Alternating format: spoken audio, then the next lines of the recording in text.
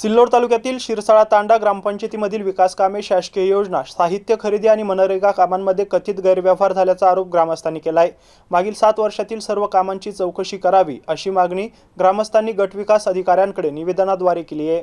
या तक्रारीमध्ये बंद असलेल्या जिल्हा परिषद शाळा तसेच सुरू असलेल्या अंगणवाडीच्या नावाने मागील 7 वर्षात 8 ते 10 लाख रुपयांचा निधी खर्च केल्याचा आरोप करण्यात आला आहे। प्रत्यक्ष कामे न करता बिले काढणे, साहित्य खरेदीत अनियमितता आणि निकृष्ट साहित्य वापरल्याचंही निवेदनात म्हटलं आहे। ग्रामपंचायतच्या सर्व विकास कामांची स्थळ पडताळणी करून आर्थिक व्यवहारांची सखोल चौकशी करावी, दोषी आढळणाऱ्यांविरोधात कठोर कारवाई करून फौजदारी गुन्हे दाखल करावेत अशी मागणी ग्रामस्थांनी केली आहे।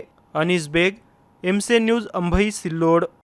ही आहे शिरसाळा तांडा येथील अंगणवाडी, तालुका सिल्लोड, जिल्हा छत्रपती संभाजीनगर। या अंगणवाडीमध्ये मागच्या 5 वर्षामध्ये कमीत कमी 8 ते 10 लाख रुपये निधीचा खर्च दाखविला आहे ग्रामपंचायतीनं।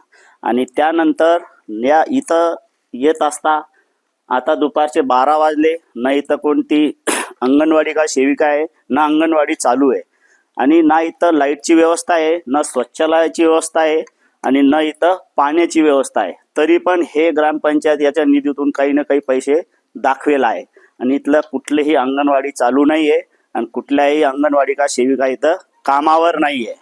तर मी अशी विनंती करतो गटविकास अधिकारी साहेबांना की हे सगळं चालू असताना याच्यावर काहीतरी झालं पाहिजे, काहीतरी याच्यावर थांबलं पाहिजे। त्यानंतर बाजूला जे जिल्हा परिषद शाळा आहे त्याचा निधी काढून इथं खर्च दाखवेला आहे, जे की याच्यावर काहीही खर्च करेल नाही, आणि अंगणवाडी कायमची बंद आहे।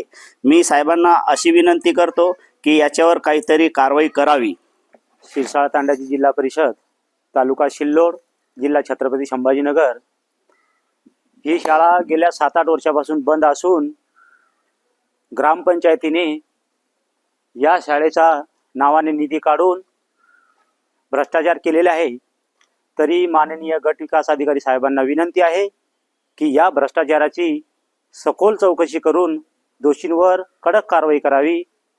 27/7/2026 रोजी या भ्रष्टाचाराबाबत आम्ही गट विकास अधिकारी साहेबांना अर्ज केलेला आहे।